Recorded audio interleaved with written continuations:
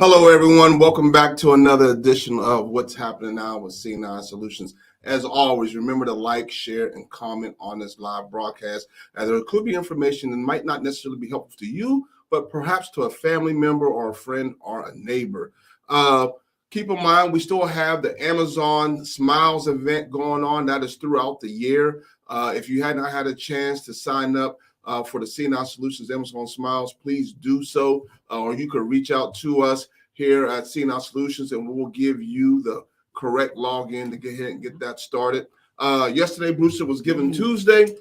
Great day event for nonprofits throughout the world. That's that only day of the year that is dedicated to nonprofits and giving back and helping support a nonprofit in your particular area or your country that you may be in.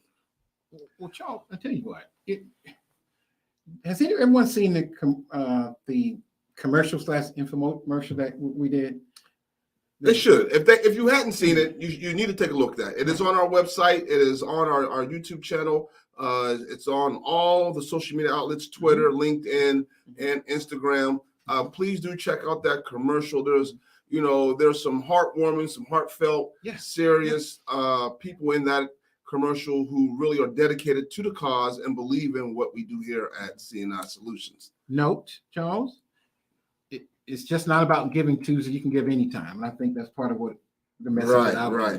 That is part of the message. So tonight, we have in the studio a special guest, very interesting indeed. We're going to dig deep into it. We got Mr. Elvis. Yes, I said it right.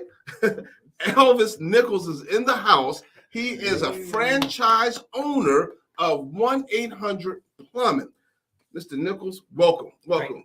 So as we spoke before in the beginning, before we went live, you had a very interesting story on how you got started. Give us a little bit of background about yourself, sir. Well, I've spent most of my professional career in aviation. I've worked for the airlines, worked for the military, and I've been a defense contractor for the last almost 11 years. Wow. And COVID hit, and I decided, kind of wanted to get off the road a lot because I spent a lot of time traveling. And I decided I wanted to get into some sort of business. So I started researching, trying to find something that I can get my head around that made sense to me. And plumbing and HVAC seems to be, essential for things modern. You can't have modern life without modern plumbing or modern air conditioning. So I figured that seems to be pretty sturdy, as far as an economic model or a business model to get into. So I found these guys and did my due diligence, if you will, and figured I'd take the plunge, if you will, and, and put some resources behind it, and we got it off the ground, and so we're operating. Very interesting. Plumbing and air conditioning is one of those things that we really don't think about until you need it. Absolutely. And it is one of those, like you said, an essential business that we always gonna have to have that. We're always gonna need that. And I think that was a very smart marketing business idea that you had to buy into a franchise. So can you talk to us a little bit about this franchise, what it is that, where are they located, how many are there, so forth? Well, they're headquartered in Pearland, Texas, which is right a suburb of Houston. And it's the Collins family is who owns the business. Their father was a plumber, and he's passed away now, sadly. But the two brothers are the ones that are running the franchise right now. And we have about 28 franchises now across the country, from Portland, Oregon, all the way to Massachusetts, New York, of course, here in Huntsville, the Carolinas, Florida, quite a few, and we're growing, and I think the latest one is coming on board now in Memphis or Nashville, I believe. And but yeah, it's I think it's a good business model. Like I said, I think it's one of those things. It's kind of like servicing your car. You got to do it here. You can't take it overseas to do it. You got to be done here. And I'm sure you guys have heard stories, in whether it's winter or summertime, where, especially for older people, where people die for lack of air or lack of heat, Right. And nobody is going to stay in a house if that plumbing ain't working. Right, right, If right. that toilet is clogged, you're gonna get it right. Right, You gotta have it. Usually, if people call us, they have a problem. Right. So to my knowledge, and I know I've had HVAC come up to my house. I've had plumbers come up to my house. We've had plumbers and HVAC come to this facility. Mhm. But you are the very first minority plumbing owned company that I know of. Do you know of any others here in the area of Huntsville or even in Alabama? I can't say that I do because I don't, and they probably exist, but I just haven't met anybody. Right. And it would be nice because I think if there were, then we can partner. Right. Because there's strength in numbers, right? Right. Because there's enough out there for everybody. Oh yeah. So we don't have to kill each other or undercut somebody. This is when you hurt everybody. When you Mhm. underprice, if you're in the same business or industry, Right. you don't want to underprice the other guy because that just ruins everything. It's the reason why you have standards or you have organizations, Mhm. whether it's a chamber or the restaurant owners association Right. or whatever. It's to protect your industry. That way, when they come to you, the price they get from you is the price they're going to get from him. But when they get in disparate prices all around, that's when you hurt your own, your own business. So, Yeah, I just recently read something about that. That's very, very. Some industries it's tough to try to work together with. There's so much, there's so many, and there are a lot of people that don't work, as we call it, legitimately. But was it difficult getting started? Well, only in the sense, for me personally, only in the sense that we ran this thing up during the COVID, at the height of the COVID. Mm-hmm. So with the transportation issues and the having the ability to source the products or the vehicles and that type of thing, with the supply chain issues that were going on, that was the biggest challenge in trying to get vehicles, and then of course with the rules in place for distancing and all that stuff and the requirements to wear masks, that was the challenge. But other than that, had it not been for that, we probably would have had a smoother path to getting started. Right. And I looked at the website. You said it says veteran owned. Yes. Was it, being a veteran, was it more or less better to get started, easier? Well, not easier just for sake of being a veteran. What most franchisors will do is give discounts to veterans for participating in the franchise, and that's across the board. Most franchisors will give a discount to veterans to make it easy for veterans to own businesses. So whereas the typical person would pay, say, a franchise fee, let's say it's $100, the veteran could very well acquire that same franchise for $50. Oh, wow. Okay, they get a discount. Oh, that's good stuff. On the fees, so those are incentives you get. And then if you have to access other sources of capital, you can get a better deal sometimes on your interest and everything else, because the lenders and stuff like that, they're more likely to make accommodations for the veteran. Right. So you can have if that is something you need, that is available to you to access those resources. So why Huntsville? And I know, before we got started, you said you had been in some other areas to work all over, but why Huntsville? Well, for a number of reasons. I've been to Huntsville, and I'm going to tell you something, and I might be dating myself, but you remember there was a hotel chain called Howard Johnson's. Hojo's. Hojo's. That's what they used to call it, Hojo. The first time I came to Huntsville was they were here. They are no longer here, of course, right? Yeah. And then we went to the space station, to the Space Museum and everything over there. But I went to school in Alabama too. I've worked in Alabama down in what is called LA, which is Lower Alabama. Okay. So I'm familiar with Alabama. But long story short, wound up back in Alabama as a contractor at the Arsenal, at Redstone Arsenal. Okay. And then in short order, the place just exploded. Right. I mean, I tell people you can't throw a rock in any one direction and not hit some new construction project going up. Yes. Okay. And so with that in mind, I mean, looking at that, I'm like, how can I get a piece of that? I mean, what can I do to whether it's the plumbing or the HVAC, there is economic activity, a lot of it going on here in Huntsville. Right. Period. Right. And then that coupled with the fact that HVAC and plumbing are essential services tells me, well, that's kind of why, and that's why Huntsville is just it's a boom town. Right. So let me ask you this: with your extensive background in aviation for many years, how does going from working on aircraft, flying aircraft, being around aviation for so many years, transitioning to the plumbing industry work? How does that work? And did you already know a little bit about plumbing, or was there things that you still had to learn? Right. Well, there are things I had to learn. I did have two uncles who sadly has passed away now that were plumbers. Okay. But for me, and intuitively, things about plumbing because you listen to some of the things they say and you kind of have an idea of what's going on.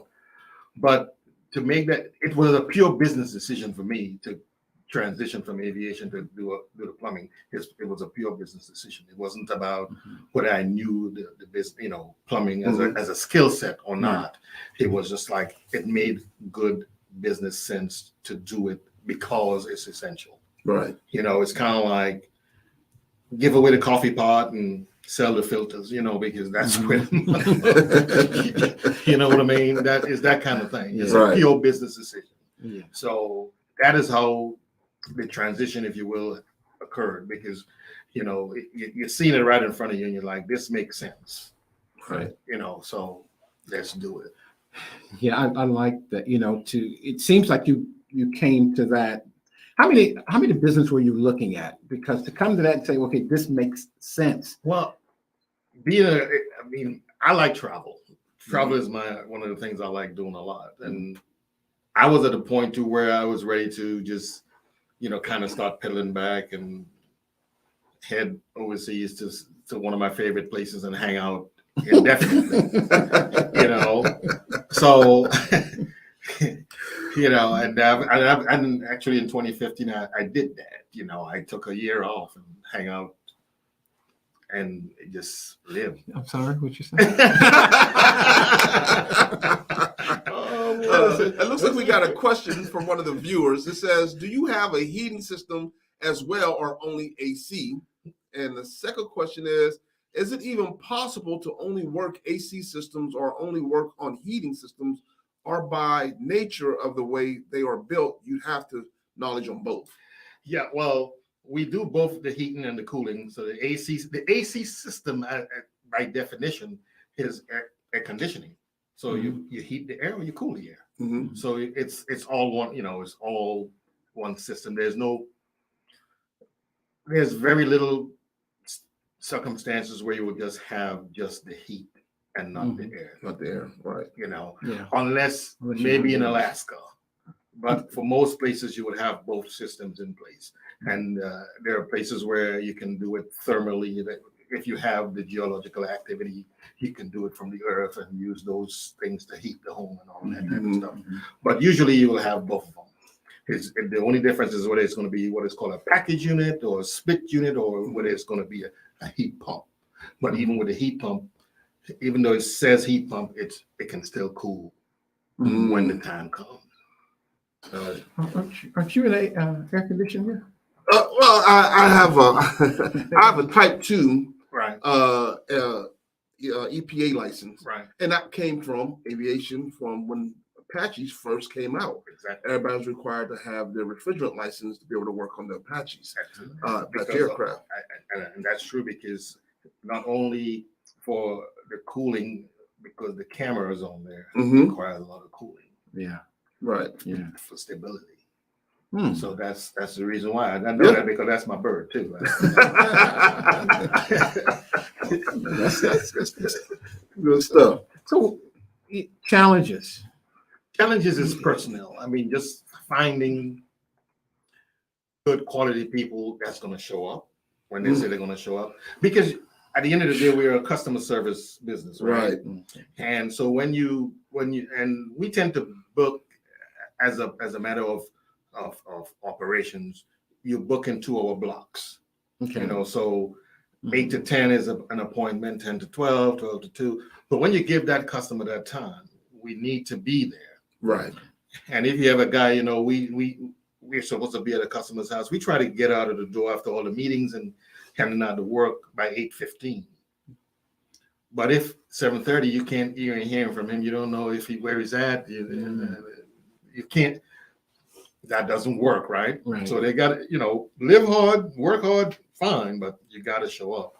You know, you got to have that discipline, and it's tough for a military guy that you know when you got to make movement, you got to make movement. You know? Right. You got to be at the flight line. You got to be at the flight line at 0:30 or whatever time you're given. And some places you go, you don't want to get left. You know. Well, let me ask you this. So we hear so much on this broadcast when we have guests in who are business owners and they have employees, and it's always getting personnel. For you, is getting personnel because of someone who needs to be skilled in plumbing, or just getting someone who's willing to come to work and we will teach them what they need to know? We want people that are skilled in plumbing, but I have an apprentice right now that we recently hired, and so he's going to get trained. Mm-hmm. I paid for his apprentice card, and if he puts the time and the work in, he's going to eventually be licensed to be a journeyman. That improves his pay, right? And that means he has the capability now to be put in on his own, say in his own truck. And he can run his own calls, and the opportunities are there for them to make more money, because it's not just you know, your hourly wage that we pay. We have a hybrid, you know, so you can make X amount of dollars per hour as a straight salary, but when you do certain types of jobs, you can get a commission on that job. Okay, so you install an air conditioning unit, a brand new unit for whether it's a business or a homeowner. You get a commission on that, on the sale of that unit. Okay. A water heater, same thing. You get a commission on that. So you have opportunities to make extra money as you do your skill set develop, and so the opportunities are there. It's just that finding the people who's going to have the patience and the time to go out there and do it and learn, and there are HVAC techs and plumbers that are six-figure. Wow. Yes. Six-figure. Yeah. Wow. You know. As a franchise owner, you have, I would want to believe there are some good in that, then you got some bad in that. How do you combat when you got someone who says, oh no, I am not dealing with 1-800 plumbing because I had them in Colorado. They sucked, and I would never call them again. But you're your own entity, but you're just part of them. How do you combat that? Well, the first thing I would point them to is our website, and look at our Google reviews. You know, those are stellar, and a lot of the people who have taken the time, which we appreciate that a lot, to do those reviews. They often mention our technicians by name. Okay. That makes all of the difference. Yes. You know, so I would point them in that direction. Plus, you know, I pride myself on the fact that I'm a veteran, and for me that means something. So the reason we always talk about veteran owned and operated is because I want you to know and have that confidence that I'm somebody you can trust, right? And I'm going to do the right thing by you. You know, I'm going to stand by what I say and deliver on what we say we're going to do. So, and you don't have to call when you call, you're not calling the corporate office. If you're calling for the owner, you're calling to talk to me. Okay. If you call the local number or the number on the truck, once you plug in a zip code around here, anywhere around here, it comes to us. Yes. That's the way the system is set up. Right. You can call the 1-800 number anywhere in the country, and you plug in any one of the zip codes around Madison County, Limestone County, it'll ring in our office. Okay. Right. Yeah, I was looking at that. It said, set your area on the front page, something like that. Yeah. So you know, from a franchise standpoint, I think that's a very good setup. Yeah. But as I'm sitting here thinking, the question that you asked, Charles, can a franchise owner basically in California affect your business here in Alabama? And so when I think about that, I'm like, well, what if they did use that particular franchise in California and never even get to you because well, and you have that that's always a possibility. That so they may not even we may not even get the so opportunity. how do you combat that? You know, what we do is I tend to get around and I network a lot. I shake a lot of hands, Okay. quote unquote, kiss a lot of babies, you know, because I want people to get to know me and what I'm about. In And, Philippines? No, he said babies, I said. Oh, I'm sorry. I'm sorry. I thought you said babies. Let me write that down. But no, I try to get around and put a positive impression out there, and then hopefully when people do use our services, they will get that positive experience. The other thing I like to make sure people understand is too, I use the analogy a lot about the fire department. Emergency service, those guys may be back there pumping weights, cooking and everything else, but when your house is on fire, or even when you need an EMT and you dial 911, you want those guys to show up. There's a cost to that. We can't operate this business without overhead. Right. There are fixed costs that we have to account for, and we can get into the weeds about what are billable hours. It's an 8-hour day, for example. You're not productive for those entire 8 hours. Yeah. So we get into what is called the billable hours, and if you're hitting 50% of that, as far as you're producing for 4 hours out of the day, you're in good shape. But how you cover those costs? So there are people who get caught up in the free estimates and this and that. We can't run that truck all over town for free. It just ain't happening. Yeah. It can't. That's the quickest way to get out of business. We have to charge you what the services are worth. Right. So Elvis, I gotta since you brought that up, is it okay if I call you Elvis? Absolutely. Okay. That's what my mama called me. Yeah. Okay. He said, well, "Mama called me Elvis. I'm gonna call you Elvis." Shoot. Mama never. So, how does that what you just explained? How does that affect your worker though? Because the reason why I'm asking, me as a consumer, I'm expecting because it's almost like an industry standard. You can't run your vehicle for free, understood. But if your worker is running around and he's not, there are no clients that he's taking care of, or he's just doing estimates, how does that affect him? Because he's getting paid less, I'm assuming. Because he's not getting. I don't want you to look at it as him being paid less, because remember I said they're going to get an hourly wage. The opportunity to make extra money is when you actually perform the installation or the actual work. However, even if he's given an estimate, he's going to get paid for going out there and doing that estimate because he's on the clock doing that estimate. Right. What I am saying though is that we need to educate the consumer that, hey, this service costs, even him coming out to do this estimate, he's getting paid. That fuel is being burned. The general liability insurance is getting paid. The taxes to the city is getting paid. The workman's comp is getting paid.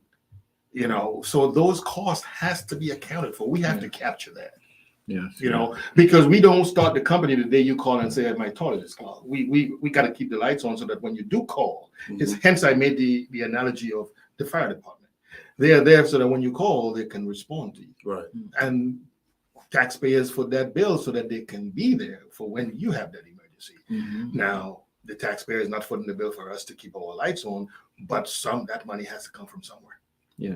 So when we come to your house and we say, we're not overcharging you, we charging you realistically based on what our cost is. Right. And if we can't make a profit as a business, then we're no longer no knock on your charity work, but then we become a charity, and that's not That's not what this is about. Right. You know, so as a business, for profit business, we have to generate profits if we're going to stay alive, or if we're going to keep operating. So in the early 70s, you know, during Brewster's era of growing up, they had a lot of these trades in the schools. Absolutely. Plumbing, welding, and stuff. And they've gotten away from that now. Do you think that's affected your industry or those industries like that by them getting away from that, from teaching that in high schools? Yeah, absolutely. I think, you know, and I've had the opportunity to travel to a lot of countries around the world, and I know it affects not just this business, but a lot of go around to the average construction site. Mm-hmm. And we're not going to talk about anything. We're going to I'm just saying, and I think you know where I'm going. Who do you see? What do you see? Right. Okay. It ain't us. Correct. And why? But that guy's running around in a brand new 350 Ford, and he probably owns a house somewhere. Why? Everybody likes to talk the sexy talk about generational equity and blah, blah, blah. And everybody knows all the buzzwords, but nobody's putting in the work. Mm-hmm. You know, you want to know what hard work is when you see some guy going up a ladder with some shingles on his shoulder in the middle of summer to go roof a house. Yeah. That's hard work. But you know what? He gets well paid to do that work. And I bet you, like I said, he's probably a homeowner. Interesting. Okay. Wow. He's probably a homeowner. Like we just talked about it. The average plumber and HVAC guy, if they're good, they're making six figures. Right. And some of them take good long vacations because right now this time of the year is kind of slow for HVAC. They're off to Vegas doing whatever because they made a ton of money in the summertime. Wow. And they can afford to do that. Hey, viewers, for those of you all who are watching, Elvis is dropping some knowledge here for us. If you have a loved one or friend that might be thinking about going into the plumbing industry or the HVAC industry, hey, please share this video with them and let them know that you might want to listen to what Mr. Elvis has got to say here because he's got me thinking now. You know, I might join into the plumbing game. You know, I might have to start using something. You know, and something I think is important to say. You have a lot of plumbers and HVAC guys that all they do is new construction, for example. Well, it's cleaner work, I think. Just personally, me. Well, yeah. I mean, and I make that point because you know some young people out there might hear plumbing and they're thinking the worst of it. Right. Okay. And I'm saying you can pick your lane. You don't have to get into although those guys they making serious money, you know, because it's kind of like hazard, right? Right. So you get a little more there. But I'm saying you could just be a new construction guy. That's what your specialty is. And there's plenty for you to do and make a good living doing that your entire career. So you don't have to do, you know. So Elvis, you know what? What you just explained has brought me full circle back to getting good help. I guess I'll just put it like that. Getting good help. How's the pool out there to get help? Period. When you have to make a decision to allow someone to go about their merry way, how difficult is it for you to go out there in the pool and pull in another worker? Well, I mean, it takes a lot of patience, you know, because we do full background and drug screen and everything because we introducing you to somebody's home. Correct. So we can't just put anybody in there. And I would especially say to people in our community, you know, you gotta have a professional appearance when you're gonna go mess with people's house. You know, you just, and it doesn't matter. And I don't think it's a race thing. If you smoke, you better be smelling good when you're going to step into somebody's house. I mean, that's just, I know you've been in the Army, right? And I know fellas, you know, when they had their captainship and their vans, you know, they're clean, you know, you ain't coming in there smelling Henny in any old kind of way. Right. You can ride, but you gotta come correct, right? So that's your pride and joy, your castle. I don't care I don't care. You don't want anybody stepping in there just anyhow. So we put boots. The plumbers are required to put the booties on. Over boots, yeah. You know, we train and we do a lot of training. Okay, you know, we got to train. Yeah. Not only in how to do the job. You got the skill set, but we got to teach you the customer service piece. Mm-hmm. Okay, how to approach the customer, how to speak to them when you get there. What you do, you put on we have mats we put down Right at the door. We got mats we put down at the job site, in the house. Mm-hmm. You clean up after yourself, and you don't go setting your tool bag on nobody's couch. Right. You don't go setting your toolbox at anybody's nice granite countertop. And if that's the only solution you have, then you lay something down, because we provide all of that. Mm-hmm. We provide all of that. That's so good. So make sure that you treat that house with respect. And if you walk in there, it don't matter how nasty they got it, you brighten your little corner before you leave. Right. With all that being said, and man, you said a mouthful. I'm serious, Elvis. You said a mouthful, and you mentioned the dress code and looking professional, but we're working here in Alabama. Hold on. And you're a minority-owned business that has to enter homes. Have you faced opposition with that? No. Well, as it happens, a lot of the people that work for me are white, so that's not an issue at all. Okay. But no matter what your color, you have to be presentable. Mm-hmm. You got to look the part. You don't have to look above. And we provide uniforms. Okay. We provide uniforms. We have a contract with a local Cintas, you might have heard of Mm-hmm. them. They provide our uniforms. So you have no excuse. Right. You just got to wash. Smell good. Wow. If you smoke, you mitigate that some kind of way, because there are people from the minute and especially who do you think we interact with the most when you go to make a service call? The wife? The wife. Absolutely. Right. Absolutely. And not to dig on femininity or anything like that, but women tend to be sensitive, with their smell and everything else. They pick you up from a distance. Right. And if you're smoking and they already getting a headache, they don't want you in the house. Yeah. Mm-hmm. I would hope to think you probably got one of those policies read, like this. Hey guys, we don't have plumber's crack here. Exactly. Because I've seen so many plumbers crack. Like, oh my God. But you have to. You got to change that perception. Yeah. And like we say we're not necessarily want to be the biggest. We want to give the customer the best customer service experience they've ever had from the service company. Right. That's the goal. So do you do your own training, or is it a corporate training? We have corporate training. We have a library full of videos and all sort of access to training. I don't know if you ever heard of Cadone, that gentleman. He's a public speaker and motivational speaker. He has a university of teach people how to sell and how to motivate. I know you're talking about. Yeah. I know you hear his commercials on on the radio and stuff like that.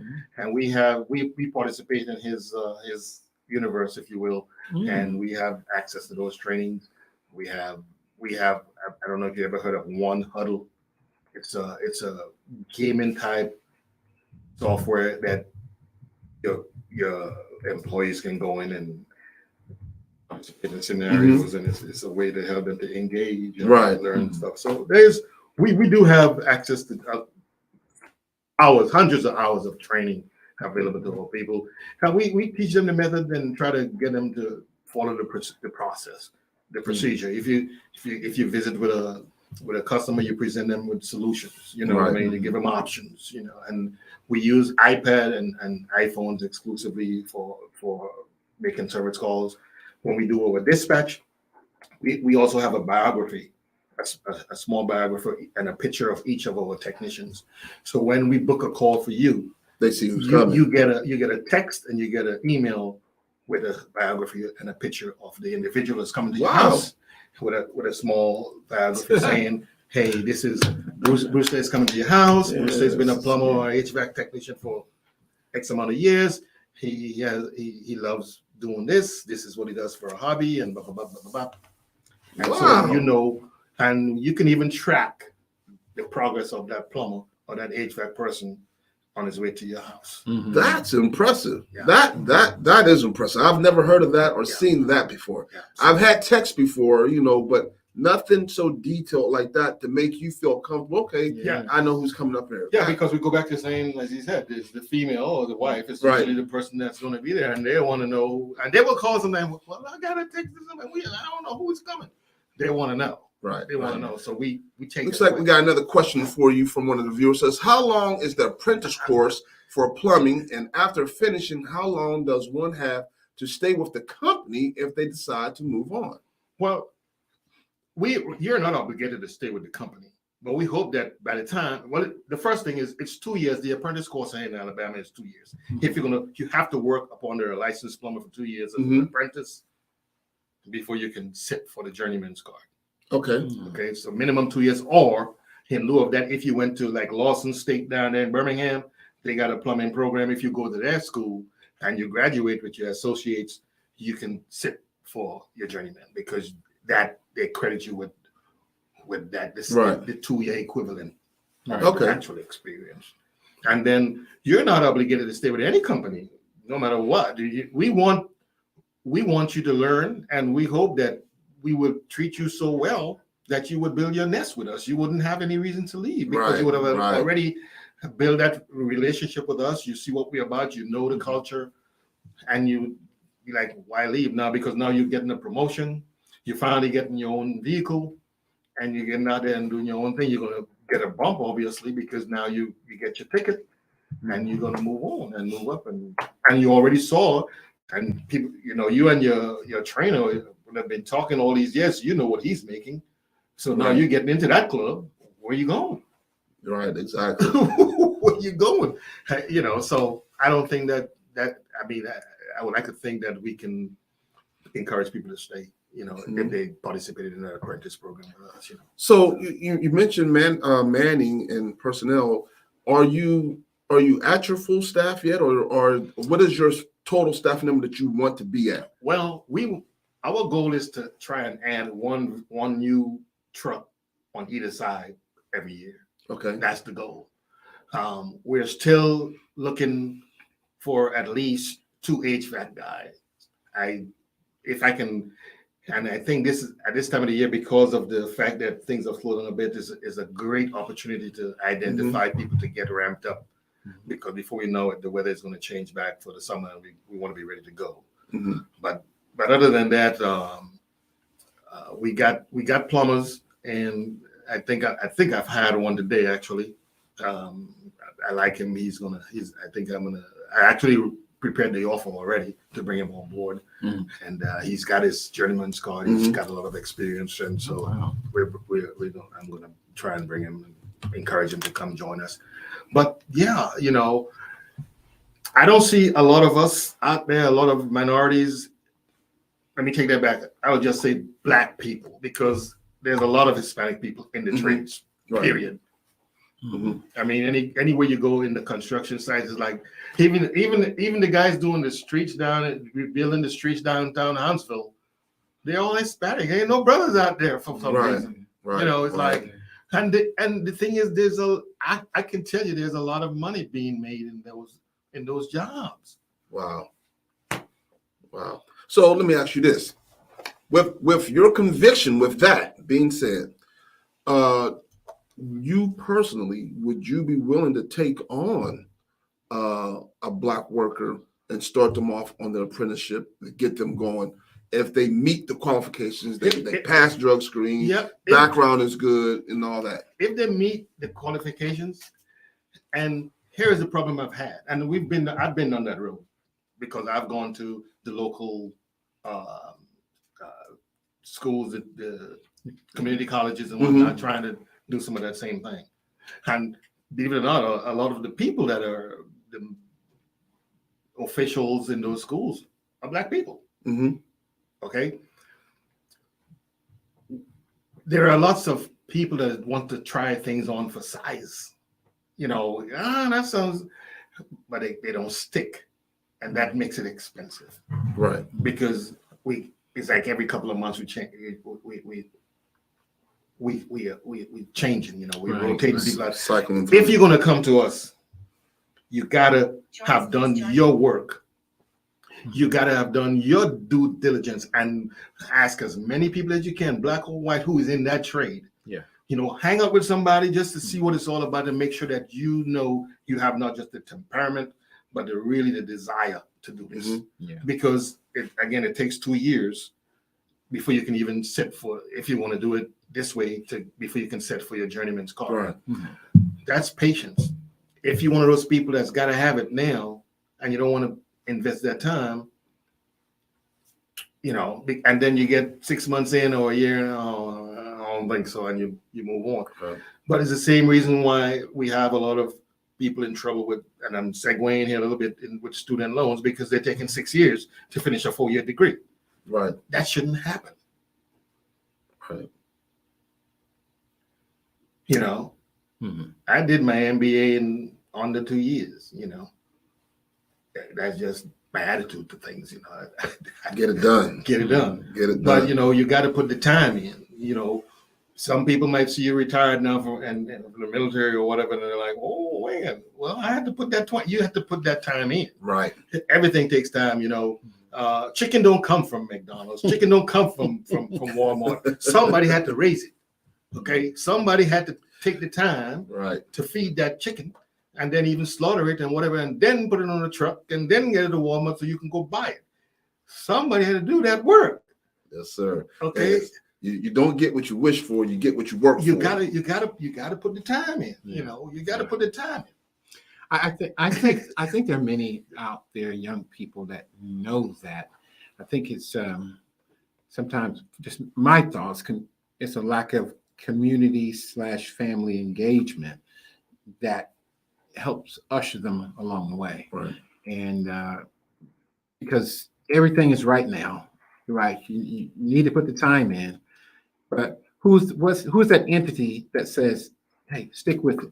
Yeah. Continue to empower and to encourage. Hey, stick with it.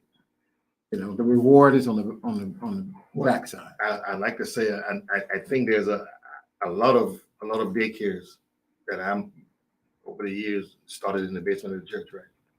I'm just saying. Right. I'm gonna leave it there. Yeah. Those are the first places you It's even true. got your first lessons. The basement of the church. That's because that's what we could afford at the time too. Right.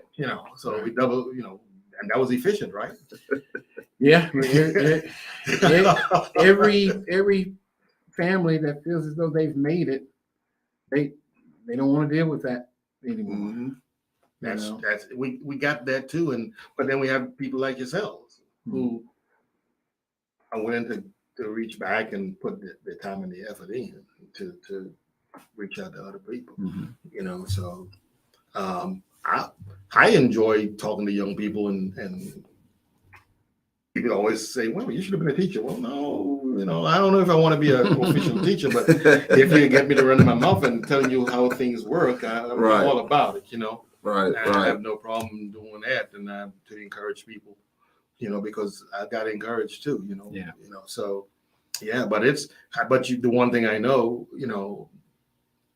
is you gotta have the patience to see it through. Right. You gotta have the patience to see it through. Well, I tell you what, Elvis, this has definitely been enlightening. Just to hear your background and where you come from to where you're at now. That transition, for most of us, we're like, what? How did you go from flying aircraft to owning a plumbing business? Someone would have thought you'd still been doing something in that. But that's part of that pivoting and dealing with what we teach in entrepreneurship in our classes. Sometimes you got to pivot like this. So, but love the information and things that you're doing and things that you're trying to do for the community like this, and trying to see more of us out there doing this type of work. That is awesome altogether.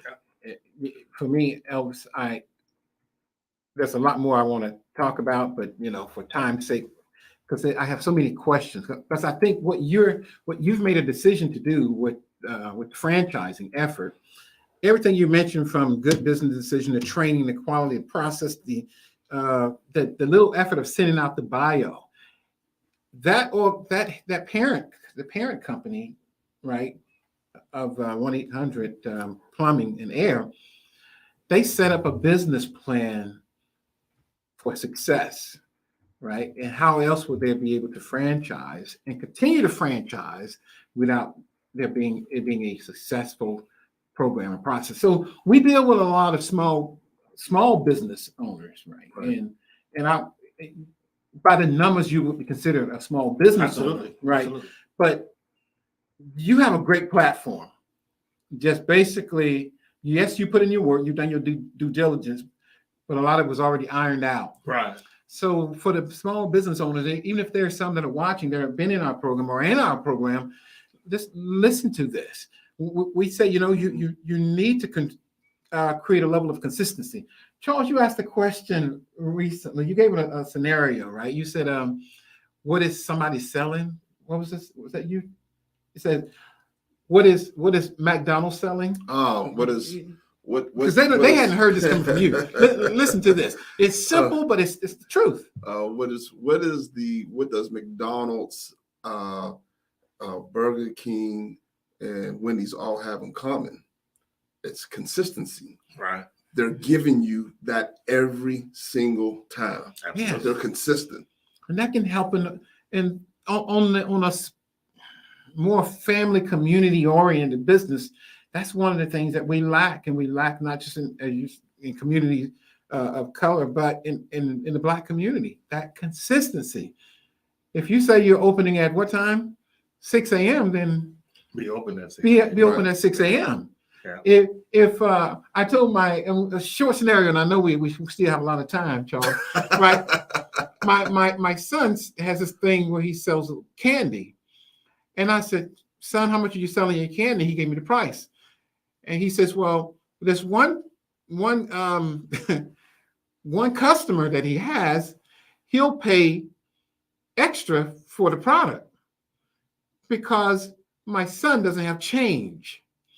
And I said, "You're not running a very good business. You're going to lose that customer eventually because someone's going to get smart, and you shouldn't feel good about not having change. Something that change. Yeah. That's a part of the business process. You have to have those things. When I go in these DGs and ESTs and all them, if you tell me, well, I don't have any pennies, I want my penny. There have been times I've waited until you get me my penny. Right. Because you're in business, and that's part of the part that you need to make sure that you are running business effective. That's just a part of it. You shouldn't annoy your customer like that. Oh, Lord have mercy. Yeah. Right. So good stuff. I appreciate it.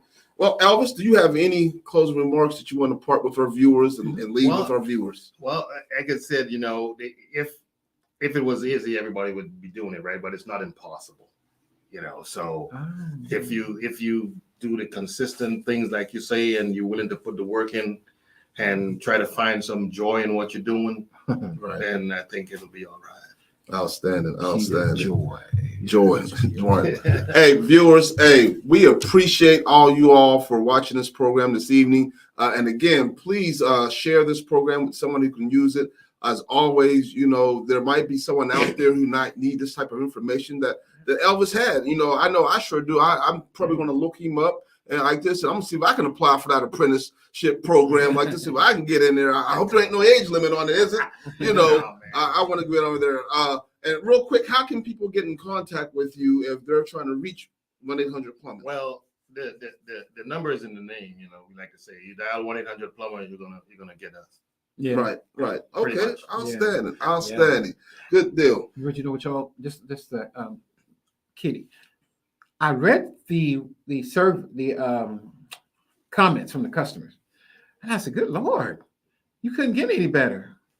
Like I said. So I thought I'd put that out there while we're on air. Right. Excellent comments that people are leaving. So that's a testament also to your leadership and your team. Yes, sir. It takes a minute, but we try to find good, quality. You can't just hire them just because they show up. You got to do that process. Sometimes, you can't get desperate. You still have to stay the course, and sometimes it looks like it's helpless, but then boom, he or she shows up. And just to say, there's one young lady showed up a couple of weeks ago, and man, she just blew me out of the water. Wow. She was that good. Whoa. You know, you so have they're women. It's Yeah. not just male or female. And her husband is an engineer on the arsenal. Go figure, right? Right. Wow. And she's turning wrenches. You know? Wow. So That's awesome. because That she's is smart awesome. enough to know there's money. There's gold in them dar hills. That's out in Alabama. Yes, sir. Yes, sir. Hey, viewers. Hey, we appreciate all y'all for tuning in tonight. And always just remember, your yesterday is not your today, and your today is not your tomorrow. Good night.